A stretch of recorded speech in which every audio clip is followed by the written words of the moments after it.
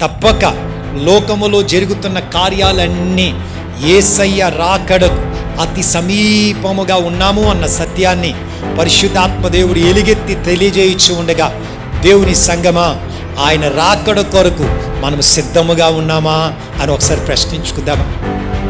ఇప్పుడు యేసయ్య వచ్చేస్తే ఎత్తబడగలిగిన పరిశుద్ధమైన జీవితం క్రైస్తవ జీవితం కాదు.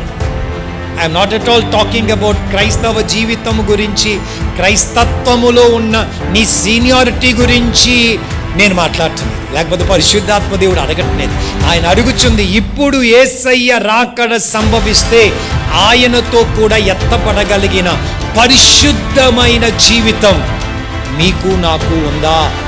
లేకపోతే ఇదే మిక్కిలి అనుకూలమైన సమయం, రేపు ఏమి సంభవించునో కాదు, రానయున్న గంటలో ఏమి సంభవించునో మీకు నాకు తెలియదు గనుక ఆయన అనుగ్రహించుచున్న రక్షణను, అవకాశములను సద్వినియోగం చేసుకొని 2026 సంవత్సరాల క్రితం క్రీస్తు మన కొరకు ఏమి చేసి ఉన్నాడో, ఇప్పుడు ఏమి చేయుచు ఉన్నాడో, రానయున్న దినాల్లో ఏమి చేయబోతున్నాడో అన్న సత్యాన్ని సంపూర్ణముగా గుర్తెరిగి, అయ్యా అమ్మా, ఆయనతో కూడా ఉండడానికి దేవుడు అనుగ్రహించుచున్న అవకాశమును సద్వినియోగం చేసుకోమని క్రీస్తు రాయబారిగా మరొకసారి నేను మీకు జ్ఞాపకం చేస్తున్నాను.